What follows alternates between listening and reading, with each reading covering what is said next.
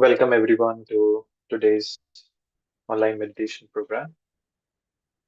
As we usually do, we will begin with a short introduction to Sahaja Yoga, where we will try and understand what a subtle system is, what Sahaja Yoga exactly means. We will also go through the different energy centers and the channels within us, and then we will do a short meditation where we will try and actually experience this whole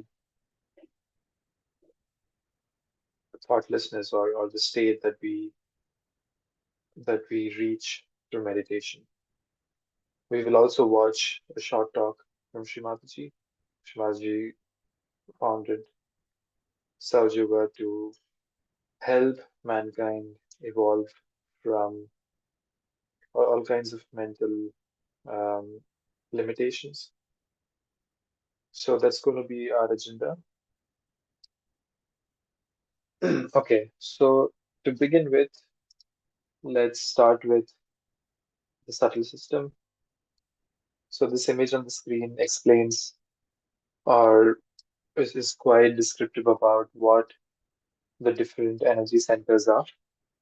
So, Sahaja Yoga meditation in itself means a technique that helps us to connect with the true self. So, Sahaja basically means what we are born with, which is the energy we are born with, and yoga means union with our true self. So, that's the meaning of Sahaja Yoga, and that's also what exactly happens. Through this meditation, what we focus on is to activate the Kundalini energy which is stored within us. It's placed on our sacral bone, and this energy center and this Kundalini energy activates the different energy centers within us. The Kundalini energy is always there in every human being. It's there when we are in our mother's womb. It activates within us, and it stays in a dormant state. Um, and there are various in the olden times, there used to be very rigorous penance that needs to be done to really attain this energy. But with the technique from Sri Mataji, where she very simply found this unique technique that can be integrated into our day-to-day lives. And that was her main goal, that we find a technique that human beings can use without having to sacrifice any of their responsibilities. And what happens is through this technique, the Kundalini energy is activated and it passes through each of the seven energy centers within us, and it reaches the seventh energy center, which is called as the Sahasrara. And when it reaches the seventh energy center, is when we say we have achieved the state of thoughtlessness, and that's the state that allows us to get more and more closer to who we really are. So somehow in today's world, we are getting more and more drawn away from who we really are. There are various influences. It could be your peers, your friends, your family, social media, so many factors in today's time.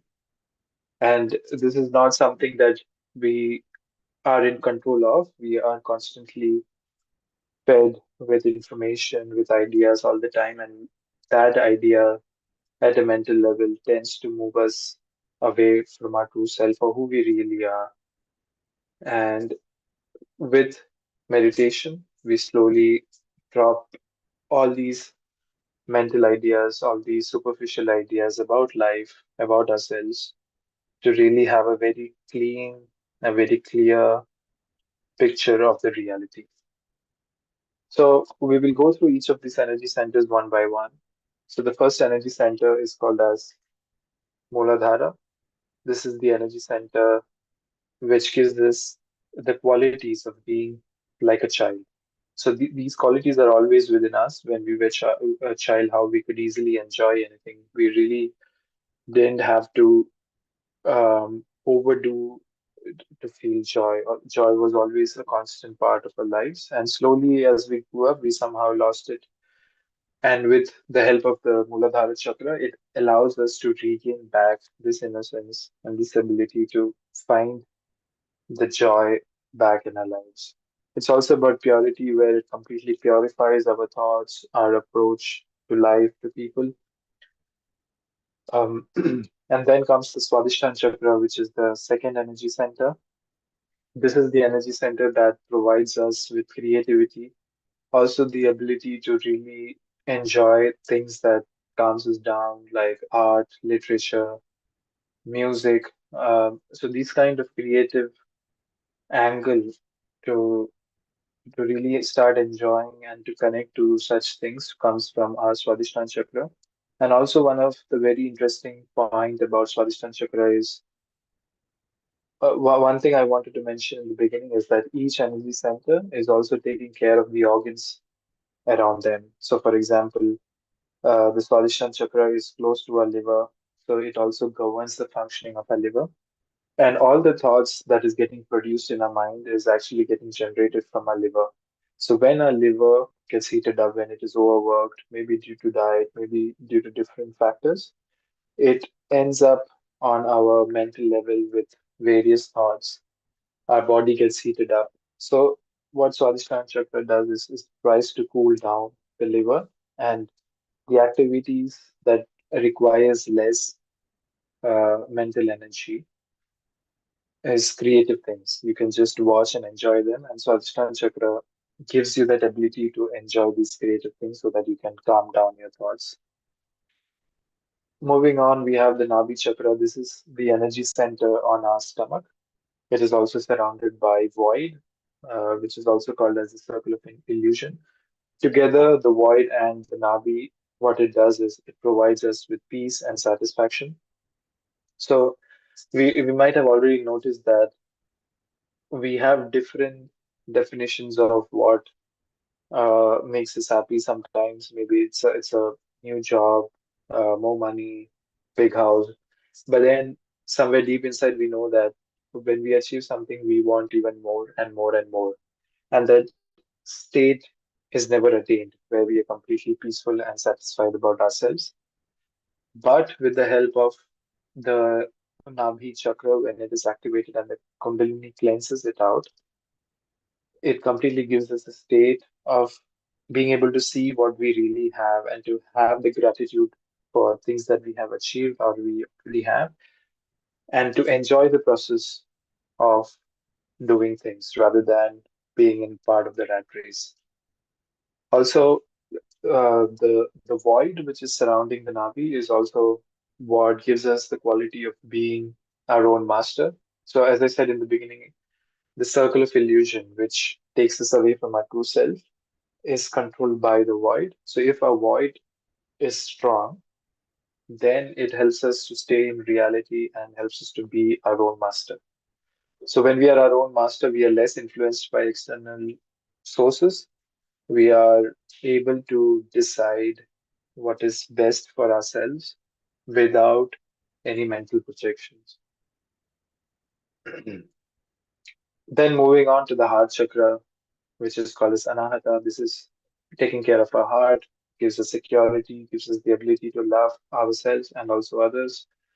The feeling of compassion, the feeling of oneness with others comes from the anahata chakra. And we can also see this flame which is next to the heart chakra.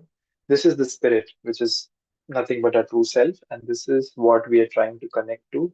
So when our heart opens up, when all the heaviness, all the grudges, all the anger that is being there in our heart, maybe because people hurt us or we had bad experiences, when this all drops away from our heart, it really opens up, gives a cool breeze of ability to really trust and really open ourselves, which then allows us to connect to our true self, which is the spirit.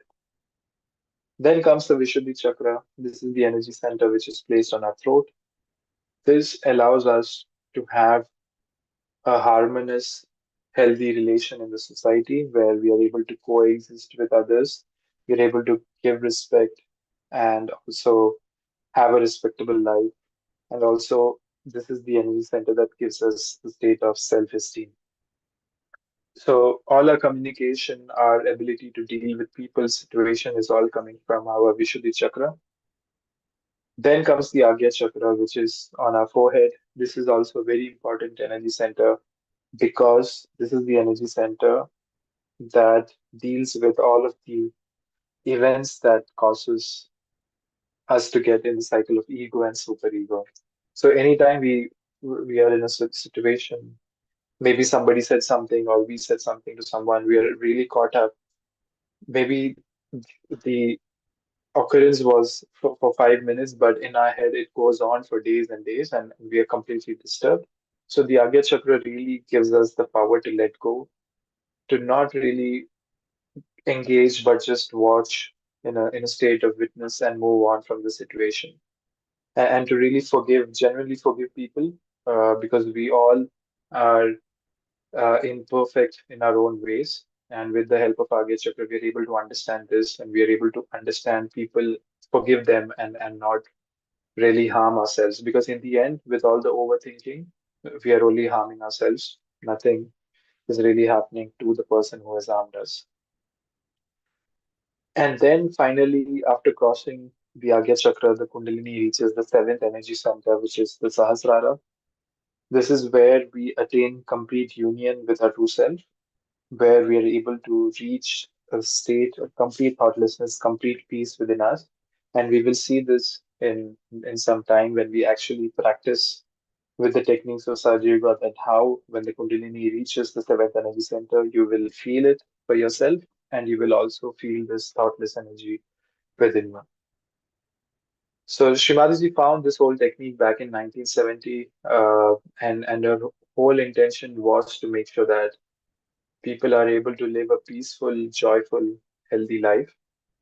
And she also ensured that this knowledge is always shared completely free of cost. So we have also different um, meditation centers all around the world, practiced across more than 100 countries, and everything is always free of cost. So you can always Google about Saj Yoga and your city, and you will always find at least one meditation center near you. So moving on, we will also talk about the three different channels we have, which plays a very crucial influence on our actions. So the left channel is about our past, also called as the Ida Nadi. The right channel is the future, also called as Pingala Nadi. The goal in Saj Yoga is to try and stay in the central channel, which is being in the present, also called as Sushumna Nadi. The left channel actually stores all our experiences from the past, all kinds of traumas, all kinds of emotional turmoil, whatever we went through life is somehow stored in our subconscious mind. And all our actions are somehow controlled by this subconscious thoughts that we have. And what we want to do is break us away from the subconscious memory and really let go and find this balance by reinventing our left channel. So we completely don't want to think about what has happened because we cannot change it, but we really focus on what is there right now in front of us and really focus and enjoy the present. Similarly, the future or the right channel is about doing, about worrying what's next, which gives us anxiety, stress, overthinking, which is also not good. So we want to really enjoy the present, give 100% in the present, and not worry about future or the past, which is completely out of our control. Okay. So having said that, that's a very quick and short introduction about our subtle system, Sahaja Yoga, the energy centers. We will now watch a short talk from Srimataji where she explains about what is the whole purpose of Sahaja Yoga, why do we really have to meditate? And then we will go to the practical aspect of it, where we will ourselves try and experience how this really works.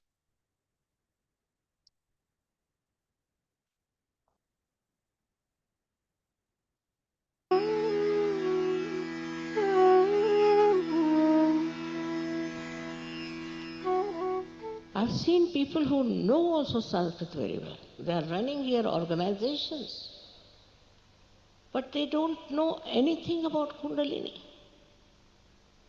It's very surprising. What do they read? I don't know. And if you go to them, they'll argue so much with you that you feel like running away from. Only they know how to argue.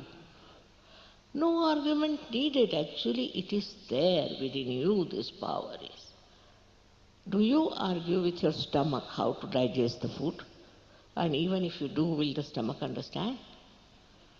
It's as stupid as that to argue about something which is so spontaneous, which is a living process. It's a living process of your evolution. Now, by the way, how did we become human beings? Do we know? And how do we become a superhuman being? If there is a way, there's a method, you don't have to spend anything, but you have to grow. If you don't grow, it's useless, as Christ has described, that some seeds fell onto the land which was not fertile. Is it true? Are we living in a land which is not fertile for spirituality? Or we are running after some things which are elusive? Why should we run after elusive things? Here you get the experience, all right. After that, you must grow. If you grow, you can change this world. It's a global movement. Like in Russia, I would say there are millions in Russia. While in India too we have maybe millions. And also Austria, so many countries have got it. Italy, imagine. Their people have awakened, so why not in England? And the leaders of England are rather upset with the English. They think it doesn't work out, mother. I can't understand, because this is the 7th time I am here. And 7th heavens you have to know. That you can know without any difficulties, without paying anything. The whole knowledge is free. Is it? Because it is free, you don't care? They have asked me to talk about it. Okay, otherwise, it's not worth talking about these things.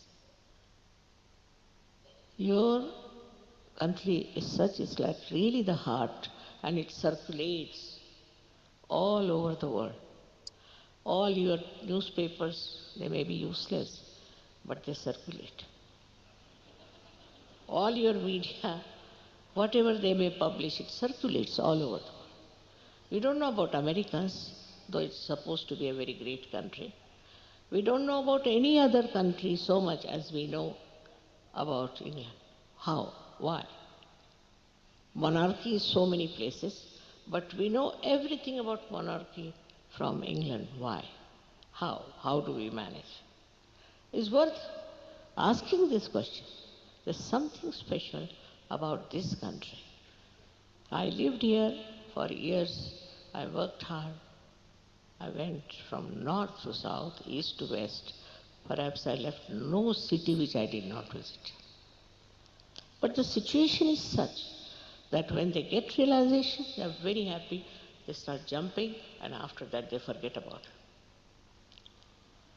It's a great responsibility on people of UK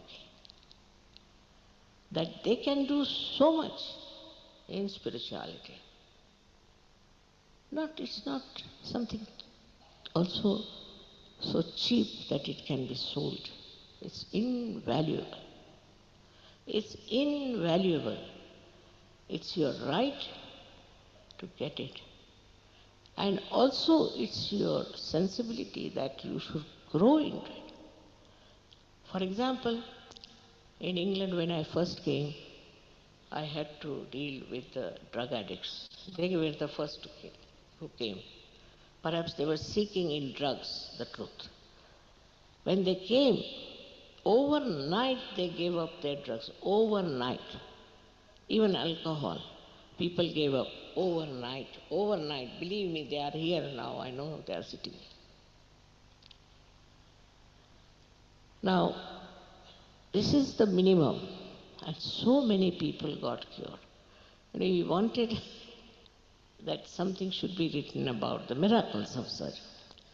So I told one gentleman, Englishman is, he wrote to me, Mother, it's not even 1 month. From both the sides, all the letters have gone up over my head. I don't know how to select. So can you give some time? I said, I have no time at all. You can select yourself. With all this, why don't you experiment and why don't you grow? You are very important. This is what you don't understand. That you have been born in this country or you have come to this country, whatever it is a very important, significant place and a life of yours. But you should understand that is very important and that they should grow. But it is beyond me to understand that in a place like Austria, in a place like Italy, how is it they have understood it and they're automatically working it out. You know, I've crossed my 75 years of age and I don't know how long will I have to live to face the English people and how will they understand. Sometimes it's beyond me. But now you will know that it is a science.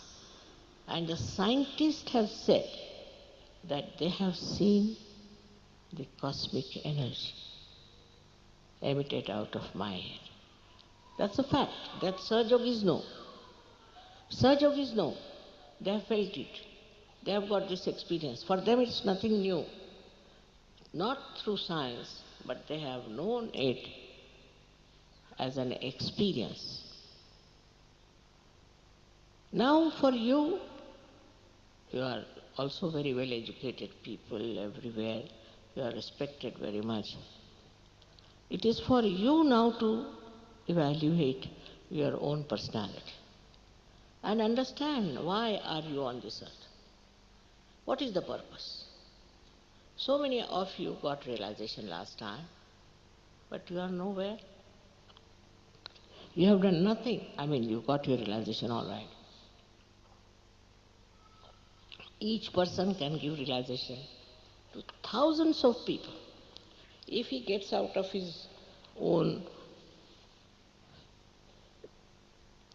I should say, own ideas.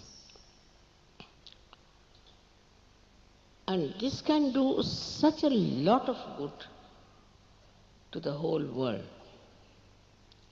Formerly in America, it was terrible because all kinds of funny people went there to make money.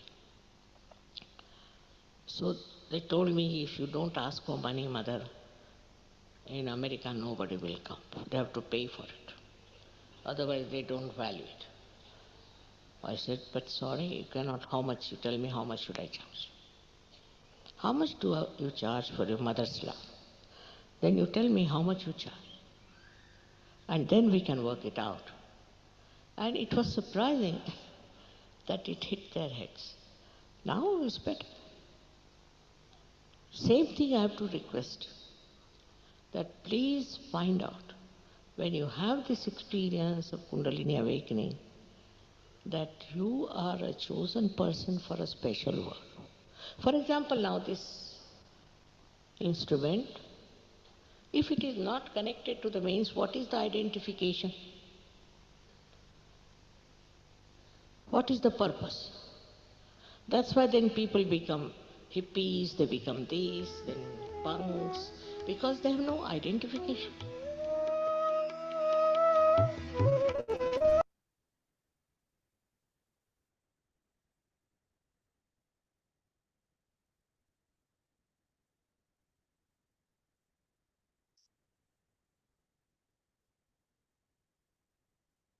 So from that, now we can go to the practical aspect of meditation. So what we can do is just find a peaceful place and a comfortable place to sit. All we have to do is um, To sit comfortably, our eyes stays closed, and on the screen you will also see the step that you have to do and also the affirmation. So we can already begin. Our eyes are closed, the left hand on our lap, the right hand on our heart, and we say, Mother Kundalini, I am the spirit. Mother Kundalini, I am the spirit.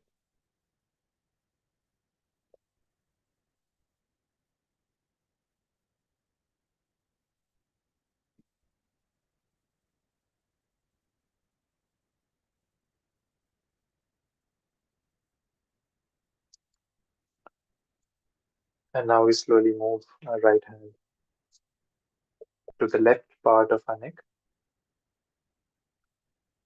And here we say, Mother, I am not guilty. Mother, I am not guilty.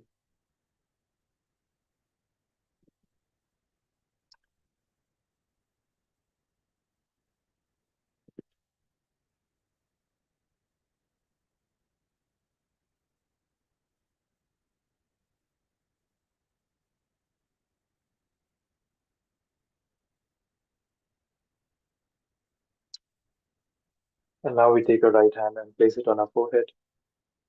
And here we can say, Mother, I forgive everybody, including myself. Mother, I forgive everybody, including myself.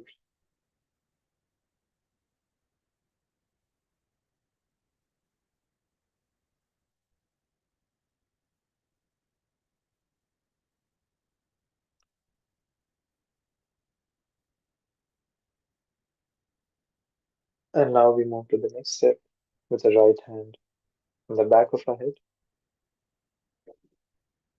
And we say, O Divine Mother, please forgive any mistakes I may have made, knowingly or unknowingly. O Divine Mother, please forgive any mistakes I may have made, knowingly or unknowingly.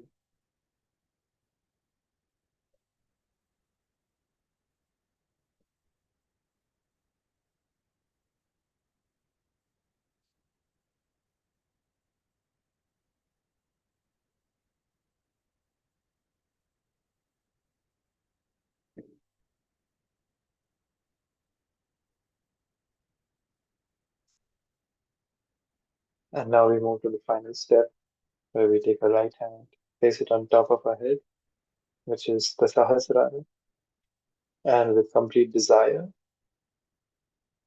while we rotate our hands on top of our head, we will say the final affirmation. Just have to gently massage our scalp in clockwise direction, and we say, Mother, please give me self-realization. Mother, please give me self-realization.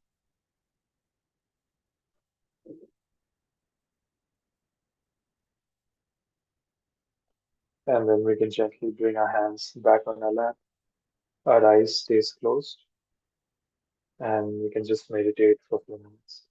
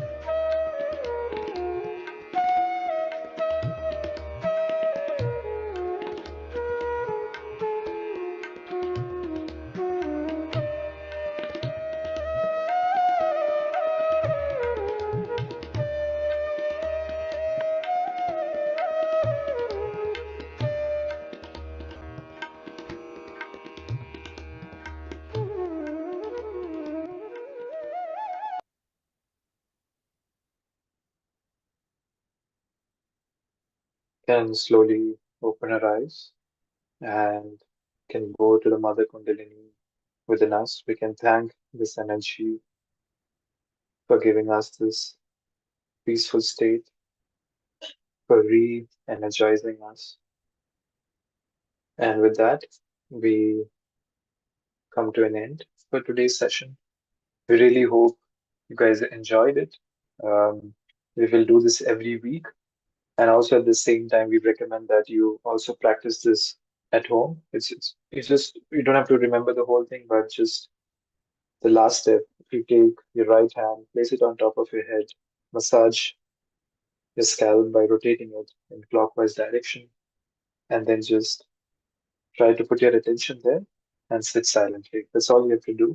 And the more you practice, the more you will start seeing these experiences and changes within you.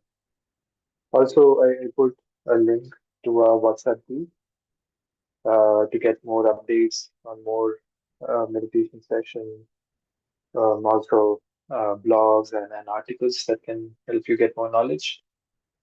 Yeah, so with that, we come to an end and we hope to see you all also next week. And please feel free to share this with your friends and family. Thank you so much. Have a nice week ahead. Bye bye.